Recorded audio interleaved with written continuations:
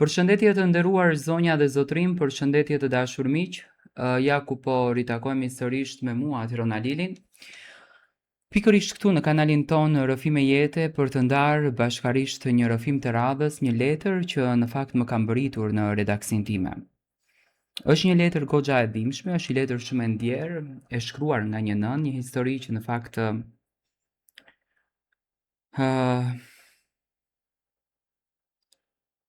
që nuk jemi mësuar të dëgjojmë nga nënat. Nënat rrallë shkruajnë, rrallë shprehen, por këtu pash një nënë e cila vërtet kishte një dhimbje shumë të madhe.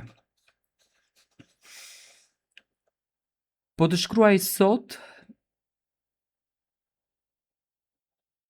sepse kjo shtëpi që dikur ishte streha jon, më e sigurt, është kthyer në një vend ku frymëmarrja më kushton mundim. E di që do të habite shumë kur ta lexosh këtë dhe kur ta ndëgjosh. Ndoshta edhe do të mërzitesh, vajza me inicialet BS, ndoshta do të mendosh se po egzagjeroj, por të lutem, më dëgjo mua deri në fund. Më dëgjo me zemër sepse çdo fjalë këtu është shkruar me lotin e mbëledhur ndër vite. Nën, bi. Ti e di bia ime se unë mirëprita nusen në këtë shtëpi. E prita si bien time, si pjesëtare të familjes. Si një vajzë që ti do ta kishe jashtëzakonisht përkrahje. Por ajo që ndodhi pas dyerve të mbyllura, ajo që ndodhi kur ti djalim ishe në punë, apo kur ktheheshe në shtëpinë tënde, është një tmerr që nuk di si ta përshkruaj pa mu dridhur mua dora. Ajo nuk më ka goditur mua fizikisht. Jo. Dëmi i saj ishte shumë më i thellë. Ajo ka ndërtuar një mur të padukshëm mes nesh. Çdo ditë, ajo nusja jote ushtron një dhunë psikologjike që më ka lënë fare pa zë. Ajo mua më kontrollon çdo lëvizje. Nëse flas, ajo më shikon me një përçmim që më bën të ndjem sikur unë personalisht jam duke bërë ndonjë krim. Nëse hesht, ajo më shikon sikur po komplotoj kundër saj. Ajo ka arritur të më bëjë të ndjem e huaj në shtëpinë time. Në shtëpinë që e kemi ndërtuar me aq shumë mund, por edhe me aq shumë dashuri. Nën, bi, a e kupton se çdo të thotë të zgjohesh çdo mëngjes me një ankth në gjoks?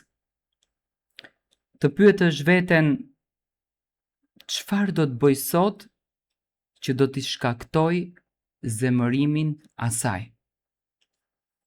Ajo përdor çdo gjë përdor kundër meje. Ajo ndryshon fjalët e mia, shtrëmbron realitetin ton, e bën atë të duket viktim përpara të tjerëve, ndërsa unë në sytë e saj jam gjithmonë ajo që gabon, ajo që nuk kupton, ajo që në të vërtetë duhet të nështrohet. Ajo më ka izoluar nga shoqëria, nga dëshirat e mia, madje edhe nga qefi për të jetuar. Më kujtohet kur thoje se gëzimi i shtëpisë mvaret nga ne. Por si mund të gëzoj kur ajo ma ka tharë mua shpirtin? Ajo më flet me një ton që të vret dinjitetin. Një përbuzje që ndonjëherë më duket më e rëndë se çdo fjalë e rëndë. Kur ty hi në dhomë, ajo ndryshon. Buzëqeshja e saj shndrohet birë në një maskë perfekte, një aktrim aq i mirë, sa që ndonjëherë edhe unë dyshoj të sytë e mi. Ajo të përkëdhel, të fletë ëmbël. Por sa po t'i kthehesh, sytë e saj mbjellin mbi mua një egërsi që mua personalisht më ngrin gjakun. Në ato momente ndihem plotësisht e vetme. Ndihem sikur po jetoj në një lojë ku rregullat ndryshojnë sa herë që ajo në fakt dëshiron.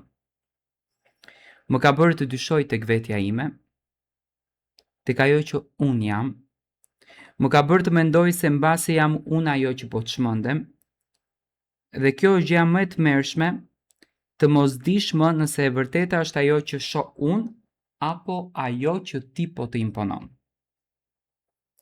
Bir, e di që ti ke ëndruar për këtë ditë, që unë të kem një nuse, një binë në shtëpi. Më fal, nuk mundem ta mbaj këtë ëndër të gjallë.